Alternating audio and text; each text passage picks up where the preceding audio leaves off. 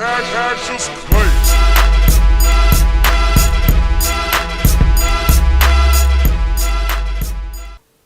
Yo, what's up, world? We back for another episode of the show. We talk about any and everything. Y'all already know, Kenny H. Y'all know I'm slick. And people, we got to get straight into this. We've been hearing this over and over and over again. So we here at the show decided to put a public service announcement out for all the women out there. It's becoming real serious. And you know what? I have to fess up. I have experienced this problem personally. I don't like it. I wasn't happy about it. So I said, you know what? Let's put it out there. I remember when you was going through that situation. Let's talk about it on the show. Women, just because you're dating a guy, you do not necessarily have a right to go on his Facebook page. Y'all always figure out a way to get his voicemail, check his voicemail. Call his friends and ask, yeah, was you with Tom last night? What was y'all into? All of that nonsense. You don't pay the phone bill. You didn't make his Facebook page. For some reason, you feel like it's your prerogative to stalk this nigga and go through all this stuff. You know what I'm saying? Exactly. And then all of a sudden, women feel like they second job is automatically to be a private investigator. Exactly. Or where they even get their girls to group with them and then, hey, he's supposed to be at this club, girl. You go ahead at that club, check it out, make sure he ain't on some bullshit. The thing I don't like, trust. That's the key to the whole thing. Katie, hook me up with some special effects or something. Like, put motherfucking trust floating across there or some shit. Trust. If you don't have trust in your relationship, then the shit is already fucked up off top. Anyway, that's what it all boils down to. What's the first thing women want to say about a relationship? You gotta have trust. You gotta trust me. We gotta trust each other. Exactly. Now you going through all his shit, you checking his voicemails, and then if you find out something, now you mad about it. You always claim you don't want a nigga to lie to you. Just be honest with me. Keep it real. Then when he tell you some shit you don't want to hear, it goes back to the old saying: if you go searching for some shit, you just might find it. Yup. You ain't gonna like it. Don't be disappointed when you find it. Ladies, please hit us up and let us know exactly what's going on in y'all head. I would, hell yeah. All men would like to know what the hell is going on. Because there's women that really think they have the right. Like that's the thing. It's right. Exactly. I can go through my man's phone when I want to. If he ain't on shit, he shouldn't be worried about it. It's about trust. Exactly. Like we've been boiling it down to this whole time. It's all about trust. If you don't trust the man to sit there and just have his phone ringing because some friend called, regardless if it's male or female, because they ain't gonna take back how many times they checking, and it's an actual guy. That's another point. They always mad when you friends with some ladies that you knew 10 years before you met them. Right. Now they want you to just fire all your friends. All them, cut them off. Don't talk to none of them no more. Exactly. If you do talk to them, they want a detailed report. Exactly. Or be there.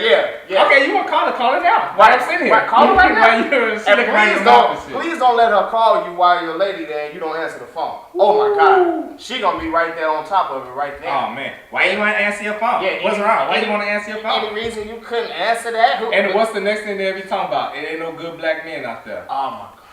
Because y'all ran the motherfuckers away. That's what the fuck happened. I mean, think about this. You got a good brother, and you think who the fuck is gonna put up with the fact that you constantly going behind them and checking their stuff? Exactly. You going and checking their phones. You going and checking their emails. You checking Facebook. You checking the Twitters. Or who gonna put up with that? You gonna run the motherfucker to somebody else. Not just that. How come ladies always say they want a good guy? They want a good brother. Then they get one, and the first thing they say is, I don't really like him like that. He a lame. He too nice. He too nice to me. Then they want the thugged out dude, the dude with the do-rag and the hat crooked, that smoke mad weed. Oh yeah, keep that green. Then you ask him like, yeah, you got a job? Where you working? Yeah, I'm in between jobs. Now I'm a producer right now. I make beats. I make beats right now. Yeah, they don't even say producers. They like, I make beats. Yeah, that's usually what they say. You know, I'm in between gigs right now, living in grandma's crib, but shit, that's motherfucking temporary for right now. You know what I'm saying? Right. And what do? They fuck the shit out of him. Yeah, they gave him the business. they put it on him. Like a good guy can't pull that hair every once in a while or something. And smack it from the back. Yeah. And make him have multiple orgasms. I do it all the time. So I'm proving that there's good guys out here that can actually do that. You don't have to have a felony record to turn black women on. For some reason, that's what they like. But it wouldn't matter, because if you're a good guy or not, they're not going to trust you. Yeah. That's what it boils down to. You're not going to trust them anyway. Because I've been through so much bullshit in my life. Fellas, now this is a PSA for the women, but I got to put this out here for the fellas too. When you meet a woman And the first thing she tell you, y'all meet or whatever, and then she hit you with the classic line like, I just be at home with my kids. I go to work, I go to school, then I come home to my kids. That's the first motherfucking red flag right there. They giving you that bullshit line, acting like they've been so hurt, and they just waiting for that perfect man to fall from the sky. Yeah, they've been through so much bullshit, and they're a strong black woman, and they just looking for that perfect man. That's the red flag when you hear that first line. I look at it like this, ladies. If you've been through so much bullshit, if you constantly stepping in shit, you just might be a shitty motherfucker. You might be starting shit. I mean, you might be the shit starter. You might be. I mean, what the fuck are you what doing? Do you that's causing all this bullshit to be in your life. They'll tell you like, I've been through so much. It's always their last baby daddy. Oh man, he was no good. Let me tell you, my baby daddy Charles, he was no good. He beat me.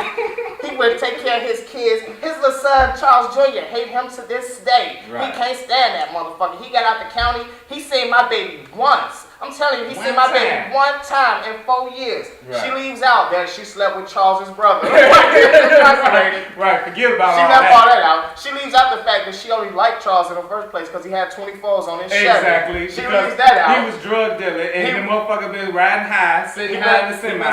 Ain't had a job, ain't never had nothing but cash all the time. Cash all the time. Not even nowhere near a bank account, and she loved saw it. all these red flags and still banged Charles and had his because he had all the dough, he had the motherfucking grams and shit. And he had the nice kicks on, like all his Timbs always. Dropping the knot off on the nightstand, making her feel good.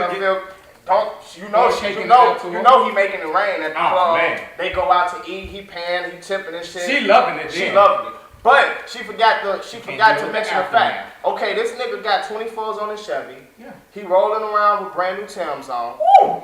He motherfucking got sounds in his motherfucking car. Oh, he bumping down the street? He's bumping. Her pussy is so wet, all her friends are jealous. Like, girl, but he got some motherfucking friends. Right.